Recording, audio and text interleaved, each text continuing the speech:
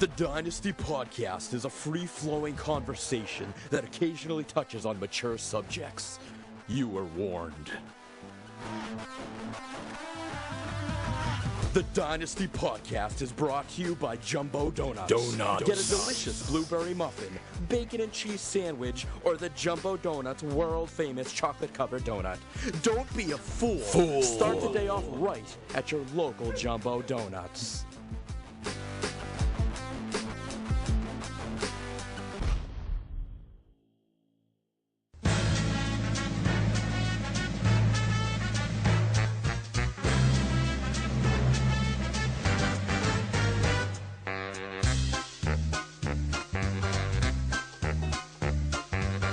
It's time to play the music. It's time to light the lights.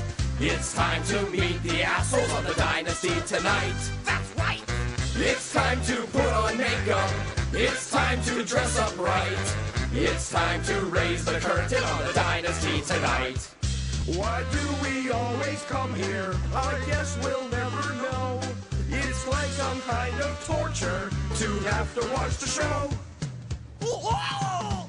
And now let's get things started. Why don't you get things started? It's time to get things started on the most sensational, inspirational, celebrational, sexuational. This is what we call the Dynasty Podcast. And now, coming to you live from Riverdale Studios, your host, the one, the only, Eric Costanza!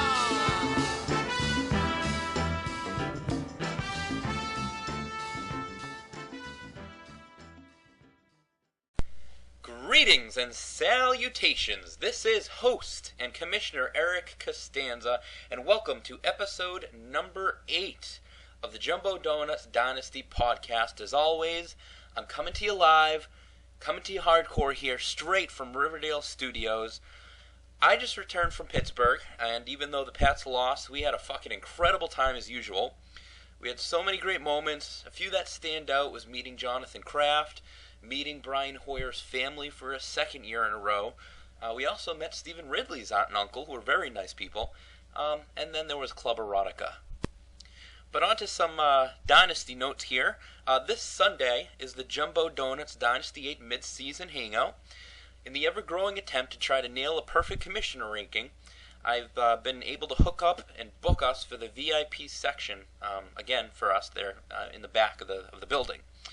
It's a roped-off section. It's got curtains. It's got its own few HD TVs. It's got its own bar. So that should be great.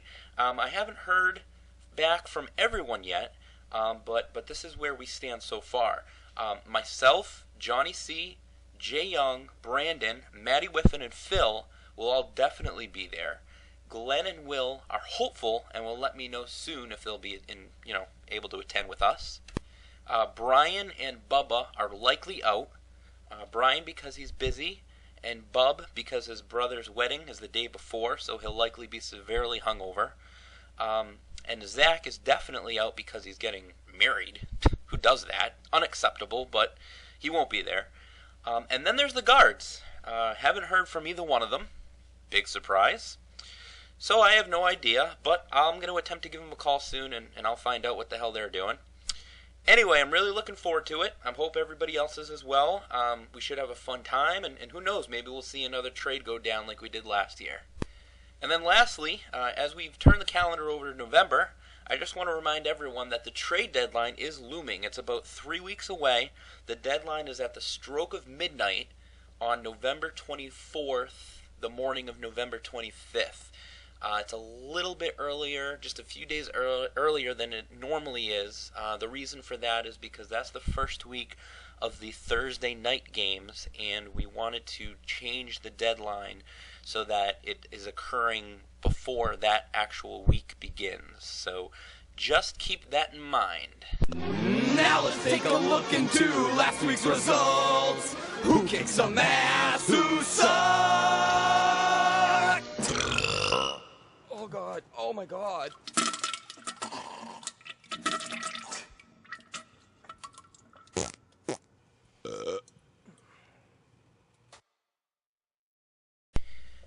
8 saw 5 of the 6 favorites win, and also saw a Dynasty record get tied. But in the game of the week, the Jumbo Donuts game of the week, we had the Brutal Deluxe versus Handy Quacks. Now, this was a big game for both teams and their playoff hopes. Handy Quacks got a great game from Adrian Peterson, putting up 27 points, but guys like Drew Brees and Deshaun Jackson were somewhat disappointing. Coach Palucha still mustered up 15 points, but Brutal's 124 points was better, as Ray Rice's 3 touchdowns and Big Ben's 24 points against the fucking horrific secondary of the Patriots gave Coach McDowell his second win in a row. The next game was the Riverdale Scoopers versus Negro Damas. The Scoopers scored the most points in the league with 131, led by running back Steven Jackson's 159 rushing yards and 2 touchdowns, which was good for 30 points, which was the second most of all players.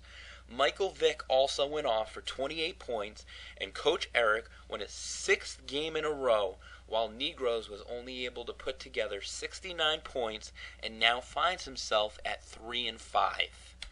The next game was the Hong Kong Cavs versus Yellow Peril. As Dave Richard pointed out for us last week, Cam Newton continues to be one of the biggest surprises of the season, as he scored 30 points, which was third amongst all players, and leads Yellow Peril past the Cavs, as 6 of Coach Whiffin's starters didn't score more than 10 points. The final score was Peril 107, Hong Kong 83. The next game was the Heritage Park Hunters versus the Rockdalian Senators. Hunters got solid contributions from Matt Schaub and rookie A.J. Green and easily defeated Coach Will's putrid Senators 98-68. This marks the Senators' 11th loss in a row, which ties a Dynasty record. Pathetic, Will. Pathetic. Speaking of pathetic, the Iron Dogs went up against the Bubba Gump Shrimp. Now, Coach Bub finally got some relief from the fantasy gods, but he still put up 114 points. LaShawn McCoy's 31 points led the league, while Matthew Stafford and Steve Smith continue their great years. The guards haven't scored more than 78 points in the last 6 weeks. Just bad. And lastly, the Amber Alerts went up against Soul Glow. Well, Coach Johnny C. did it. He became the 3rd coach to obtain 10,000 all-time points in the Dynasty. Congratulations. But more importantly, his Bills defense, who scored 25 points, TFB's 19 points, and Megatron's 18 points, led him to the 109-76 victory over Coach Tavaleri's Soul Glow. Now, as we take a look into the standings, first, again, looking at the North Riverdale Division, you still got the Riverdale Scoopers there at the top of the division, now at 7-1, again winning 6 in a row, scoring the most points in the league last week. He's right up there, but right behind him is the Amber Alerts at 6-2.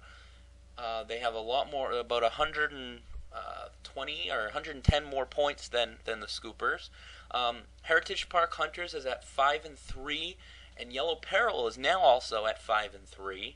While the Handy Quacks drops down to 500 at 4-4, and the Iron Dogs at 1-7. The North is still, I would say, a 4-team race, even though there's 3 games separating the Handy Quacks at 4-4 and the Scoopers at 7-1.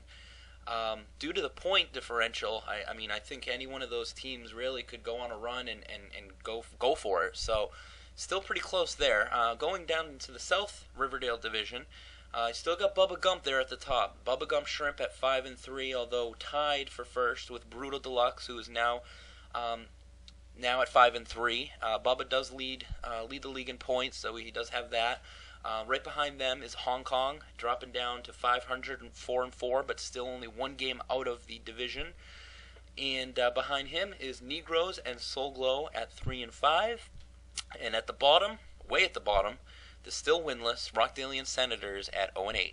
And now looking at the Pick'em standings, Jay Young, just really been the story all year this year in the Pick'em. He nailed all 6 accurately this past week. Actually him, Coach Whiffin,